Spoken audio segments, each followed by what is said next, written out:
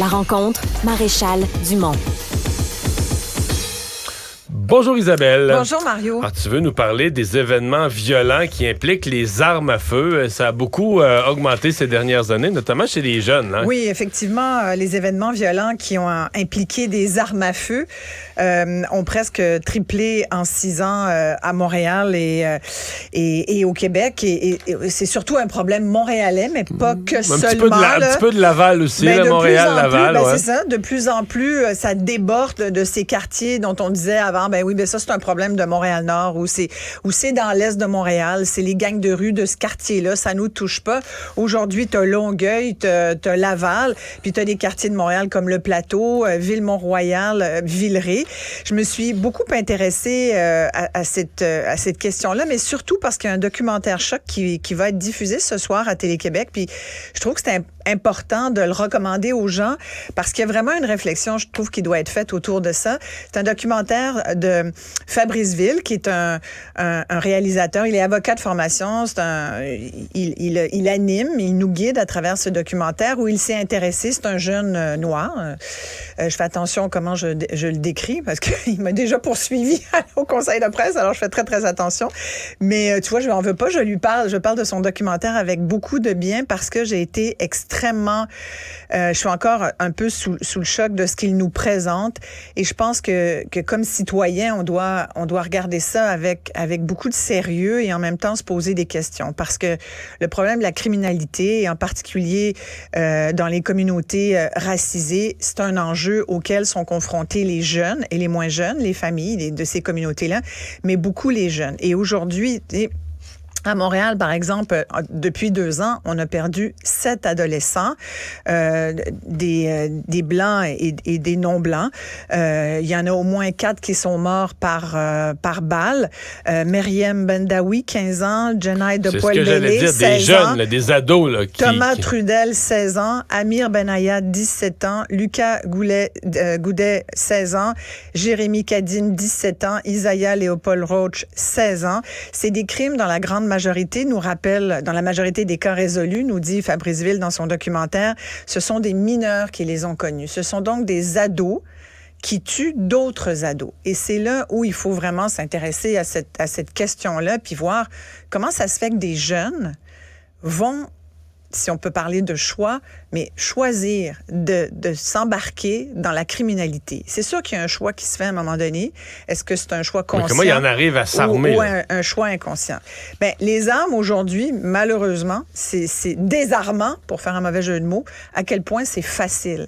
Il y a un chercheur, d'ailleurs, de l'Université de Montréal qui explique à quel point, aujourd'hui, en 3D, tu peux simplement t'acheter une machine 3D, tu as des plans que tu peux trouver sur le web, même certains sur YouTube. Tu fais affaire avec des gens qui vont te travailler ça, t'usiner tout ça, puis toi, tu as juste à les assembler après. Et il dit dans le documentaire, d'ailleurs, ce chercheur-là, c'est étonnant comme on est très prompt à avoir de l'information et à vouloir faire de la répression envers les jeunes, par exemple, ces clientèles-là qui nous paraissent être des jeunes criminels. Alors et on a beaucoup de données sur ces jeunes contrevenants, souvent racisés, mais on a très peu de données sur ces adultes qui leur vendent, qui sont souvent des hommes blancs. Et eux, on dirait qu'on a comme pas beaucoup d'infos sur eux. Et aussi sur tout le processus de fabrication par les trafiquants d'armes. Tu sais, un jeune, c'est pas lui qui a créé l'arme. Il l'achète quelque part. Il y a un adulte, à un moment donné, qui a donné l'occasion d'avoir cette arme-là. Mais tu sais, toute cette réflexion-là est fort intéressante, je trouve. Et pourquoi je suggère qu'on s'y intéresse vraiment beaucoup, c'est que de ce que je comprends, là, puis je le comprends plus clairement à la suite de ce documentaire-là, c'est que tout ça, tu sais, je te dis souvent, tout est lié, puis je te parle souvent du tissu social, puis à quel point je m'inquiète de voir que les mailles de ce tissu-là deviennent de plus en plus étendues, élargies, lousses. Et c'est vraiment relié à la pauvreté. C'est vraiment, si tu me demandes, quelle est, d'après toi, la première raison qui font que ces jeunes-là sombrent dans la criminalité à ce si jeune âge, parce qu'il y a des jeunes de 7, 8, 9 ans, là, dont on parle, là, qui sont armés dans certains quartiers de Montréal, c'est la pauvreté. Il y a un jeune, à un moment donné, qui se retrouve... Parce que ce qui est intéressant, c'est que Fabrice nous dit ça n'a pas été évident. Là. Moi, je me suis déjà intéressée là, comme documentariste à ce sujet-là. Évidemment, je suis blanche. C'était difficile de percer le milieu. Et Fabrice, comme personne racisée, a lui aussi eu de la difficulté. En tout cas, il disait que c'était pas évident parce qu'il y a une omerta.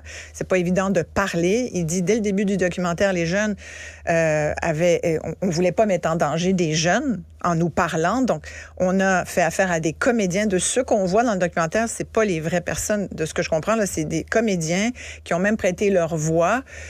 Mais tout ce qui est dit, c'est le jeune qui le dit, sauf les âges. Les âges ont été respectés. Pour te dire à quel point, il n'y a personne qui veut se mettre les deux doigts là-dedans au risque d'être traité de snitch. Un snitch, c'est quelqu'un qui dénoncerait le milieu.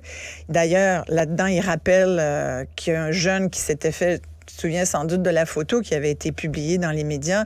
On voyait le dos d'un jeune qui s'était fait marquer, on l'avait gravé sur son dos au couteau, Anjou, qui est la gang de rue d'Anjou, une des gangs de rue d'Anjou. Et parce que le jeune, on supposait que c'était justement un dénonciateur, un snitch. Fait que c'est extrêmement délicat pour ces jeunes-là. Puis il y a beaucoup de jeunes qui témoignent là-dedans. Il y en a 4-5 là, qui ont accepté de témoigner à Fabriceville et qui racontent que même être porteur d'une arme, embarqué là-dedans, des fois, tu n'es pas conscient au début, mais tu deviens vite conscient qu'avoir une arme sur toi fait de toi aussi un jeune qui devient une cible pour le milieu. Donc, avoir une arme fait de toi une cible. C'est quand même fascinant. Après, il a vraiment ratissé large. Il est allé voir, il y a des enseignants de certains quartiers qui disent ça n'a pas de bon sens que nos enfants aient peur. Moi, il y a une enseignante, entre autres, qui dit... Je vois des jeunes dans ma classe, ils sont en hyper-vigilance. Il y a des jeunes qui racontent qu'ils sont capables de différencier le son d'une balle qui est tirée d'un autre son. Ils savent tout à fait reconnaître. Tu sais, des fois, on peut dire, c'est quoi? Et ça, c'est parce que dès leur plus jeune âge, ils ont été habitués à faire la différence de son. Il y en a qui ont été témoins. Un petit jeune, il a l'air d'avoir 9 ans, qui raconte qu'il a trouvé dans une ruelle un gars qui venait d'être tiré. La police est intervenue. Ils ont dit, hey, tu sais, c'est comme ils sont premiers témoins, malheureusement, de ces actes criminels. J'ai trouvé ça, sincèrement, je me dis, il y a un méchant de gros problème, Mario. Comment ça se fait qu'on n'est pas tous en train aujourd'hui de débattre de ça puis de dire, OK, comment on peut régler ça? Puis je te dis, la pauvreté, et un de ces jeunes, David, je pense... Mais tu sais, la pauvreté, je t'arrête, parce qu'il fut une époque où les jeunes qui n'avaient pas de moyens... L'époque a changé, Mario. Non, mais... de dire il y avait une époque... Non, mais les gens qui n'avaient pas de moyens, au contraire, il n'y avait pas d'emploi. Oui. Les portes étaient fermées. Aujourd'hui, un jeune de 15 ans qui veut se gagner de l'argent, tout le monde va l'embaucher. Non, donc faux. Ben, c'est là peut-être où ceux qui disent « ma couleur m'empêche d'avoir un job », peut-être c'est vrai. Pas vrai. Pas vrai du tout, surtout pas dans l'Est de Montréal. Mais la réalité, c'est que tu feras pas beaucoup d'argent dans leur tête. Parce que là, tu vas faire 16 piastres de l'heure, puis 16 piastres de l'heure, c'est de la merde quand tu peux vendre de la drogue, tu peux faire pour beaucoup plus d'argent. Et ça, excuse-moi, mais c'est une culture du gangsterisme qui est rentrée dans ces milieux-là. Là. Oui, mais pourquoi plus ceux que les autres? Je suis pas en désaccord avec toi quand tu dis... Non, mais il y a des quartiers, il y a des milieux, il y a des... Puis là, c'est après ça, mais là, c'est ça. Non, mais je suis pas d'accord avec ça, parce que ça renforce le stéréotype dans la tête des gens que, c'est parce que si t'es un jeune d'une communauté racisée, tu vas plus avoir tendance à gober toutes ces images. Tu sais, quand je te dis que les trafiquants, c'est des Blancs qui vendent ça à des plus jeunes qui sont des communautés racisées, c'est pas pour rien. Ils identifient leurs victimes. Ce sont des victimes faciles. Pour moi, un jeune de 12 ans qui se promène avec une arme puis qui est déjà dans une gang de rue, à quelque part, il est une victime du système qui l'a échappé quelque part. Tu comprends? Je me dis, c'est pas de sa faute à cet enfant-là. Mais c'est ses parents qui ont échappé quelque chose aussi. Sans doute que les parents... Oui, mais tu sais, quand est-ce qu'elle commence la chaîne? T'sais, où est-ce qu'on le part, le problème? C'est-tu toi? C'est-tu tes parents? C'est-tu tes arrière-grands-parents? Tu comprends? C'est pour ça que je te dis, tout est lié. Je dis pas que c'est que la pauvreté, mais je dis qu'il y a la pauvreté qui joue un très, très, très grand rôle. Les inégalités. C'est pas vrai qu'un jeune de Montréal qui naît dans un quartier, mettons que t'en pognes un là, qui est né à Montréal-Nord, tu compares un autre là, qui est né à Outremont ou à Westmount, ou à l'île des Sœurs, c'est pas la même chose. Ils vont pas dans les mêmes écoles, ils portent pas le même linge, ils se tiennent pas avec la même gang, ils mangent pas la même affaire. Mais ça, c'est tout vrai, là. Alors, Mais ça fait des différences majeures. Et l'école, on a voulu une école universelle au Québec. Voyons, j'espère que le monde sait que c'est pas ça qu'on a. On a des écoles qui sont pas du tout équivalentes les unes aux autres. Il y a des milieux beaucoup plus privilégiés que d'autres. Et je pense que dans certains quartiers, effectivement, et ça déborde maintenant des autres quartiers. Puis là, on va commencer à s'y intéresser parce que ça touche de plus en plus de monde. Puis on a peur pour nous aussi parce qu'on parle de notre sécurité. On a peur parce qu'il y a des balles perdues dans ces affaires-là, puis il y a des innocents. Tu sais, dans les jeunes que je te nommais tout à l'heure, qui sont dans le documentaire de Fabriceville, il y a des balles perdues là-dedans. Là. Et on se souvient d'histoires. Tu sais, avant, c'était les Hells Angels, puis on se disait, c'est un gang, tu sais, c'était des motards, c'était des criminels. Là, c'est autre chose et c'est beaucoup plus insidieux, mais je pense que la société civile a une action et le gouvernement aussi. Et, tu sais, c'est complexe, là. Moi, je te parle d'un documentaire, je pense qu'il nous ouvre les yeux. Il y aura d'ailleurs à Télé-Québec ce soir, après une discussion, j'imagine que Fabriceville va être là, et avec Marie-Louise Arsenault dans l'émission, dans les médias, il y a pendant 1 heure, ils vont discuter de ça. Moi, je trouve ça intéressant de montrer ça parce que je pense qu'il n'y a personne qui imagine à quel point c'est grave. C'est vraiment grave. Il reçoit, dans son documentaire, François Bonnardel. Puis Fabriceville lui dit comment ça se fait qu'il y a plus d'argent en répression qu'en prévention. Parce que, entre autres, comme solution, on parle souvent de l'exemple de Glasgow, en Écosse, où ils ont vraiment trouvé un équilibre entre la prévention, nécessaire prévention, ce qu'on fait visiblement pas assez ici, et la répression.